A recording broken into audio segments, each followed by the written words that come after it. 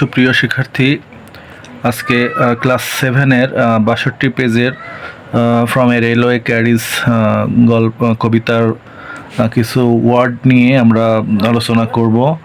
এর আগের পর্বে আমি আসলে কবিতাটা নিয়ে আলোচনা করেছি। এটা ছিল কবি রবার্ট লুইস স্টিভেনসনের কবিতা, যিনি চাইল্ডস গার্ডেন অফ ভার্সেস কবিতা সংকলন থেকে এই কবিতাটা আসলে এখানে তুলে দেওয়া হয়েছে।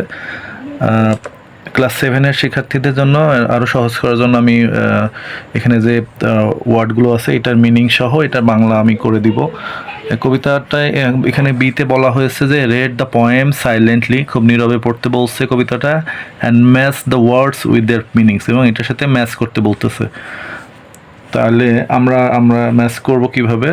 যে হেজ অর্থ হচ্ছে, হেজ অর্থ এখানে কি বোঝাচ্ছে, আর এখানকার অর্থের সাথে আমাদের এটা ম্যাচিং করলেই আমাদের আসলে এটা হয়ে যাবে। প্রথমত হেজ অর্থ আমরা জানি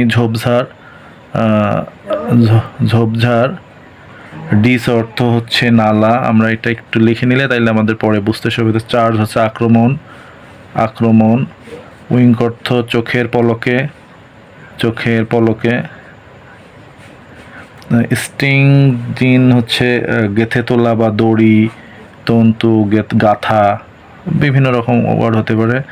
লাম্প অর্থ হচ্ছে পিণ্ড বা দলা। ব্যাম্বো অর্থ আমরা এখানে ব্যাম্বলস অর্থ ঝোপঝাড় বা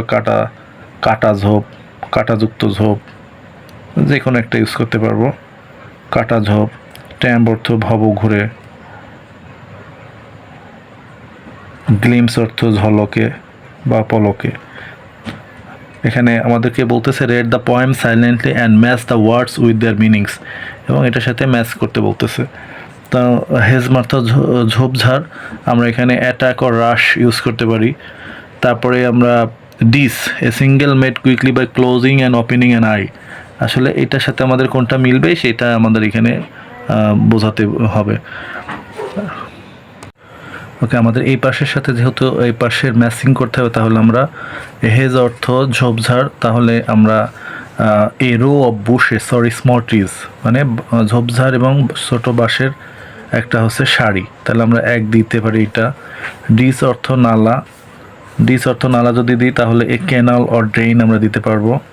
চার্জ অর্থ হচ্ছে আক্রমণ, তাহলে এই যে অ্যাটাক অর রাশ দিতে পারবো। উইঙ্কের সাথে মিলবে হচ্ছে চোখের পলকে, যেহেতু a signal made quickly by closing and opening an eye, অর্থাৎ একটা সিগন্যাল দিবে কুইকলি, খুব দ্রুতভাবে, যেটা চোখ বন্ধ করবে এবং ওপেনিং করবে। এই মুহূর্তের ভিতরে যেটা হয় সেটার কাছে উইঙ্ক বা চোখের পলকে বলা হয়।